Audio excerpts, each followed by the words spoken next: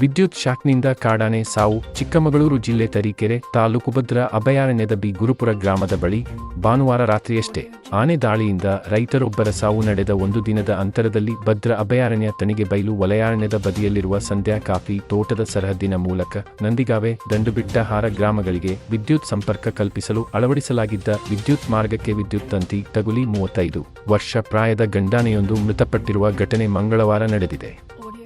ಸಂಧ್ಯಾ coffee ತೋಟದಲ್ಲಿದ್ದ ಹಲಸಿನ ಹಣ್ಣುಗಳನ್ನು ತಿನ್ನುವ ಸಲುವಾಗಿ ಮರದ ಬಳಿಗೆ ಬಂದಿದ್ದ ಕಾಡಾನೆ ಹಲಸಿನ ಮರದ ಬದಿಯಲ್ಲೇ ಇದ್ದ ವಿದ್ಯುತ್ ಕಂಬಕ್ಕೆ ಸವರಿ ವಿದ್ಯುತ್ ಕಂಬ ಮುರಿದು ಹೋದ ಕಾರಣ ನೆಲಕ್ಕೆ ಬಿದ್ದ ವಿದ್ಯುತ್ ತಂತಿ ಸ್ಪರ್ಶಿಸಿ ಕಾಡಾನೆ ಸಾವನ್ನಪ್ಪಿರಬಹುದೆಂದು ಅಂದಾಜಿಸಲಾಗಿದ್ದು, ವಿಷಯ ತಿಳಿದ ತಕ್ಷಣ ಭದ್ರಾ ವನ್ಯಜೀವಿ ತಣಿಗೆಬೈಲು ವಿಭಾಗದ ವಲಯ ಅರಣ್ಯಾಧಿಕಾರಿ ಸುಧಾಕರ್ ನಾಯ್ಕ್, ಎಸಿಎಫ್ ಸಂತೋಷ್ ಸಾಗರ್, ಲಿಂಗದಹಳ್ಳಿ ಆರಕ್ಷಕ ಠಾಣಾಧಿಕಾರಿ ಶಶಿಕುಮಾರ್, ಲಿಂಗದಹಳ್ಳಿ ಮೆಸ್ಕಾಂ ವಿಭಾಗದ ಇಂಜಿನಿಯರ್ ತಿಪ್ಪೇಶ್ ಮತ್ತು ಸಿಬ್ಬಂದಿ ವರ್ಗದವರು ಸ್ಥಳಕ್ಕಾಗಮಿಸಿ ಸ್ಥಳ ಪರಿಶೀಲನೆ ನಡೆಸಿ ಪ್ರಕರಣ ದಾಖಲಿಸಿಕೊಂಡಿದ್ದಾರೆ.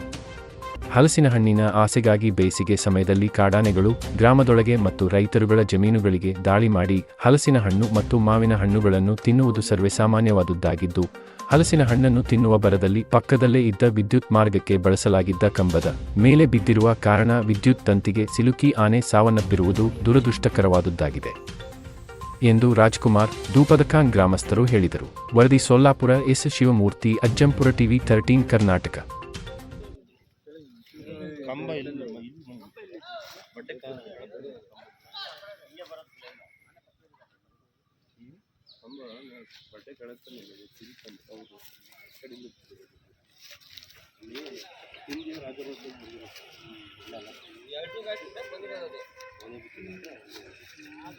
Audio Jungle.